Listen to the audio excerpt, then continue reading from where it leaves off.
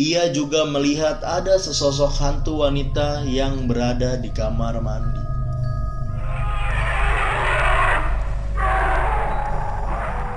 Assalamualaikum warahmatullahi wabarakatuh. Halo guys, selamat datang lagi di channel YouTube gue.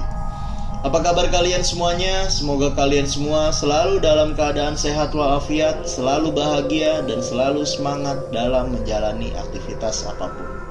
Di video kali ini gue akan membahas tentang kompilasi cerita horor atau disingkat kolor. Jadi di segmen kolor ini, buat yang belum tahu, gue akan menceritakan cerita-cerita atau mitos-mitos yang berkembang di masyarakat tentang berbagai macam cerita atau berbagai macam kisah horor yang ada di berbagai daerah. Dan di cerita kali ini gue akan membahas tentang cerita horor Hotel Angker.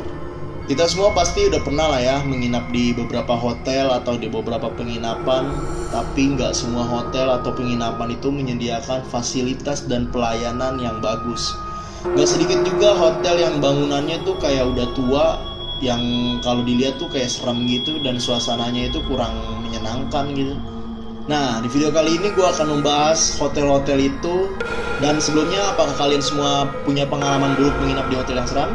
Kalau kalian punya pengalaman buruk di hotel gitu, kalian boleh tambahkan di kolom komentar di bawah ini. Nanti mungkin gue akan bahas pengalaman-pengalaman dari kalian di video berikutnya.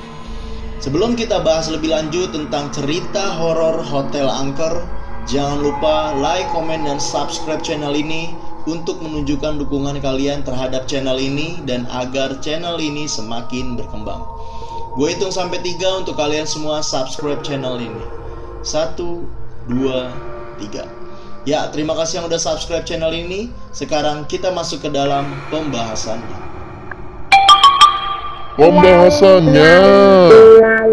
Jadi ceritanya ini pada siang hari di sebuah kota yang sangat terkenal di Indonesia, yaitu Kota Kembang atau Kota Bandung.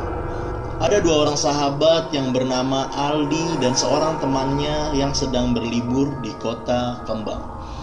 Biar enak kemana-mana, ia memilih hotel yang gak jauh dari pusat kota. Nah, pandangan mereka tuh tertuju pada sebuah hotel yang terlihat megah dari luar. Saat mereka masuk ke parkiran, suasananya tuh berubah jadi kayak pengap dan hawanya jadi gerah banget. Ketika mereka mau masuk gedung utama, Aldi melihat kalau plafonnya udah remuk seolah seperti habis terbakar.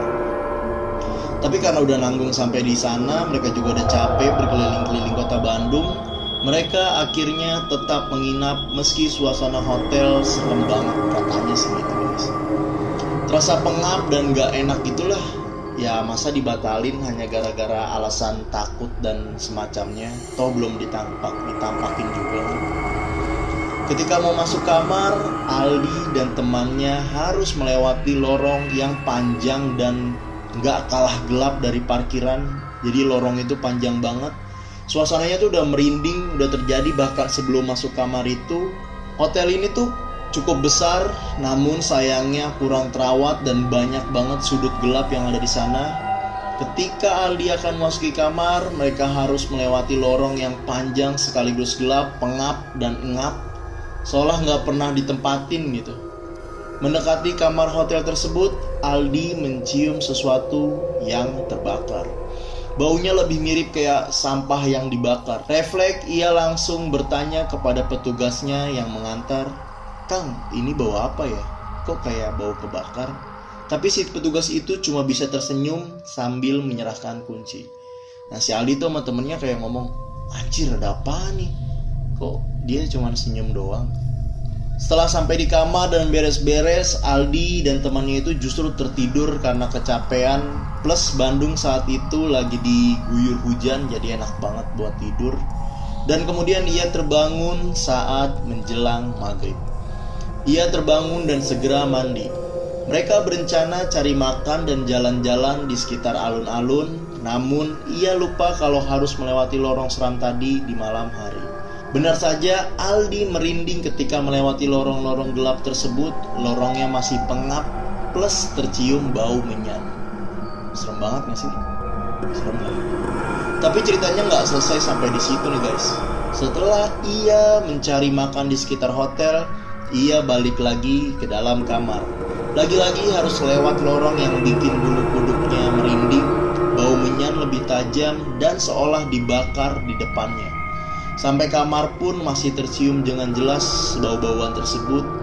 Nah, kisah teramnya terjadi saat tengah malam. Saat tertidur, Aldi merasa ada yang menjatuhkan benda keras semacam koper gitu ke dadanya, dan ia tersentak sampai akhirnya ia terbangun pada pukul 02:54. Jadi kayak hampir pukul jam 3.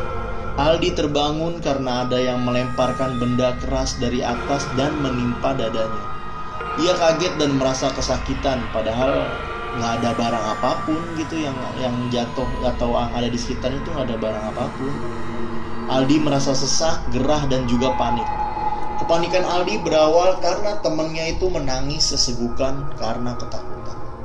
Teman Aldi itu terbangun sekitar jam 2 dini hari setelah ia merasa ada kerikil-kerikil yang cukup banyak yang dilemparkan ke arahnya. Jadi temannya ini tuh kebangun karena katanya ia ngerasa ada yang lempar-lempar kerikil gitu. Ia terbangun dan ketakutan ketika tiba-tiba ia mendengar suara wanita menangis dari luar kamar. Tak cukup di situ, ia juga melihat ada sesosok hantu wanita yang berada di kamar mandi. Mereka pun berdoa agar arwah penasaran atau setan atau hantu apapun itulah namanya yang tinggal di hotel tersebut tidak mengganggu mereka lagi. Dan benar saja setelah selesai berdoa, gangguan pun berkurang. Lalu kemudian mereka tidur, dan pada pagi harinya mereka segera kabur dari hotel tersebut dan segera check out karena ketakutan sama kejadian semalam. Setelah ia sampai di rumahnya, setelah ia udah keluar dari hotel tersebut, si Aldi dan temannya itu penasaran banget dan akhirnya mereka searching tentang sejarah hotel tersebut. Ia dan temannya itu kayak searching di Google, kok hotel ini ada apa ya? Dia pengen tahu sejarahnya. Ternyata hotel ini pernah mengalami kebakaran hebat dan ada 4 korban jiwa yang meninggal dalam kejadian tersebut. Apa jangan-jangan yang si ada itu? Apakah kalian semua berani menginap di sana, guys? Oh ya, kalau kalian punya cerita-cerita atau kisah-kisah horor yang di hotel atau dimanapun, di penginapan manapun, kalian boleh tambahkan di kolom komentar lagi ya, guys. Nanti mungkin akan gua bagikan, gua kumpulin cerita-cerita tersebut dan gua akan jadiin konten di video selanjutnya. Sebelumnya gua disclaimer bahwa ini gua baca dari artikel yang ada di Google. Jadi kisahnya ini atau ceritanya ini nggak bisa gua konfirmasi kebenarannya. Jadi belum tahu kebenarannya dan kalian pun boleh percaya ataupun tidak, itu hak kalian. Jadi ingat ya, ini hanya cerita yang kebenarannya masih diperdebatkan dan dipertanyakan. Sebelumnya, gue minta maaf apabila ada kesalahan dalam penyampaian informasi. Mohon dimaafkan ya guys. Jika kalian punya informasi yang lebih lengkap yang belum gue sampaikan di video ini, kalian boleh tambahkan di kolom komentar di bawah ini. Oke, sampai jumpa lagi di episode kolor selanjutnya. Bye, assalamualaikum. Terima kasih telah menonton video ini. Jika kalian menyukainya, jangan lupa untuk like, komen, dan subscribe agar channel ini bisa terus berkembang dan upload secara terus-menerus. Jika ada kritik dan saran, kalian boleh tambahkan di kolom komentar, karena kritik dan saran dari kalian sangat-sangat kami butuhkan agar channel ini menjadi lebih baik dan terus berkembang. Terima kasih.